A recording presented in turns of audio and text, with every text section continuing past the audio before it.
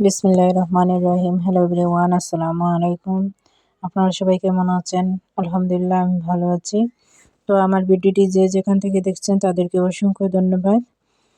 আমার ভিডিওটা যারা দেখছেন প্লিজ একটা লাইক দিয়ে যাবেন। তো আজকে সকালবেলা আমি 2 ধরনের তরকারি রান্না করব। সকালবেলা প্রচণ্ড শীত, তার মাঝেও আমাকে রান্না করতে হচ্ছে। তো রান্না তো করতেই হবে, খেতে গেলে তো রান্না করতেই হয়। তো এখানে আমি রান্না বসিয়ে দিয়েছি। আমি শিম তরকারি রান্না করব আজকে মাছ দিয়ে। তো আমি পাঙ্গাস মাছ দিয়ে আমি মশলাটা কষিয়ে নিচ্ছি। তো শিম তরকারি কার কার পছন্দ অবশ্যই জানাবেন। এখানে শিমের সাথে আমি আলু কেটে দিয়েছি, দিয়ে আমি রান্না করে নেব। তো আমি লবণটা দিয়েছিলাম না আগে, তো পরে আমি লবণটা দিয়ে দিলাম। ভালো করে নাড়াচাড়া করে নেব। ঝোলের জন্য এখন আমি পানি দিয়ে দিচ্ছি।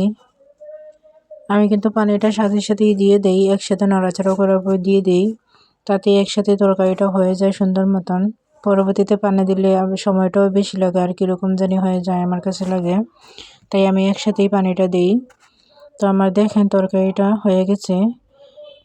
এখানে আমি ধনেপাতা কুচি দিয়ে দেব, আর কয়েকটা কাঁচামরিচও দিয়ে দেব এখানে। দিয়ে আমি তরকারিটা কিছুক্ষণ রান্না করে নেব। দেখেন আমার রান্না প্রায় কমপ্লিট।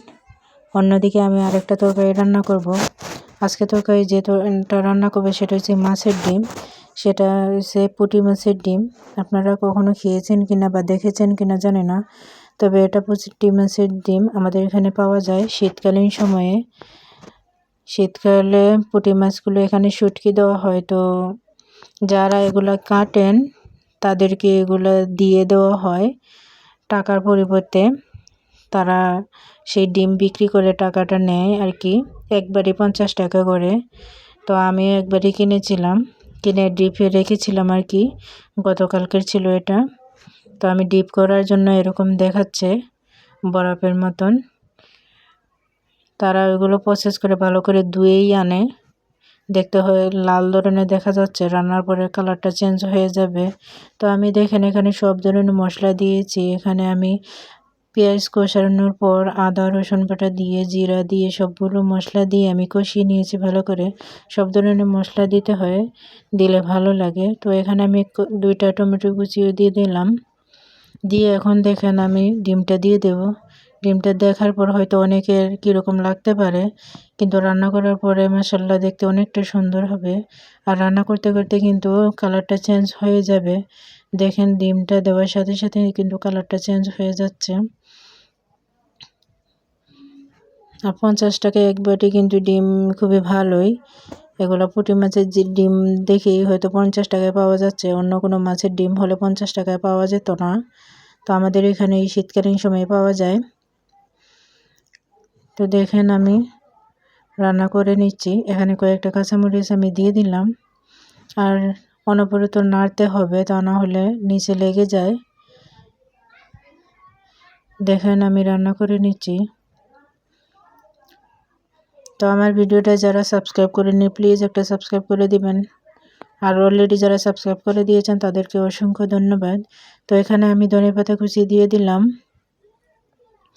দিয়ে আরও কিছুক্ষণ আমি নাড়াচাড়া করে নেব।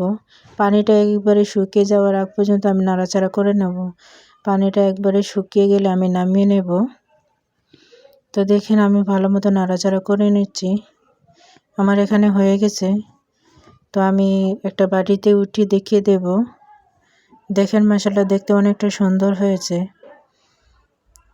তো এই ছিল ভিডিও আমার আজকের মতন। সবাই ভালো থাকবেন, সুস্থ থাকবেন, আমার জন্য দোয়া করবেন। পরবর্তী ভিডিওতে দেখা হবে। আল্লাহ হাফেজ।